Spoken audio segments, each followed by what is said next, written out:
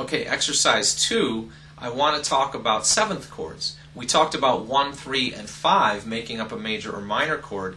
Well, what about 1, 3, 5, 7? That's what makes up a seventh chord. When you see a songbook and it has a 7 in there, it's got a root, a third, a fifth, and a seventh in the chord, most likely. Occasionally you'll leave out some of the other notes, but you generally have a root, third, fifth, seventh. There are 3 different types of seventh chords, and I'll explain that a little bit. I'm going to go back to that C major scale. So I've got C, D, E, F, G, A, B, C. Okay? Again, the numbers 1, 2, 3, 4, 5, 6, 7, and our root note 1 again. Okay? In the major scale, the 7th note of the scale is only 1 fret or a half step away from our root note. And if we were to play a 7th chord with that note in it, we have what we call a major 7th chord. Okay? Major 7ths are very pretty.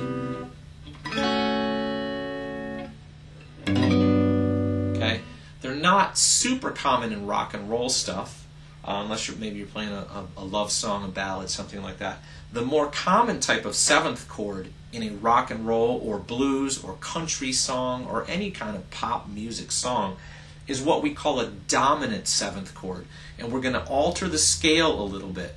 Instead of playing that 7th note a half step behind our root note, we're going to play it a whole step behind the root note. In this case, it's going to end up over here, B flat. If I play a C7 chord, it's got that sound. It's got that kind of raucous little sound to it. Alright? That's what we call a dominant 7th chord, and that's the more likely chord you're playing in a rock song or a typical pop music song. Alright? One more variation that we have is what we call a minor 7th chord. Alright, so basically now I'm taking a minor chord and playing it as a 7th. So again, it's going to have 1, 3, 5, and 7. It's just going to be a minor chord. And in this case, the 7th note in that chord is also a whole step below our root note. Alright?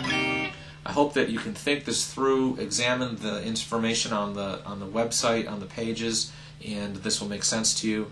And as you go through songbooks and as you go through your chords of the songs you know, watch for these chords and notice, hey, that's a dominant 7, hey, that's a minor 7. Okay? It'll help you out a lot.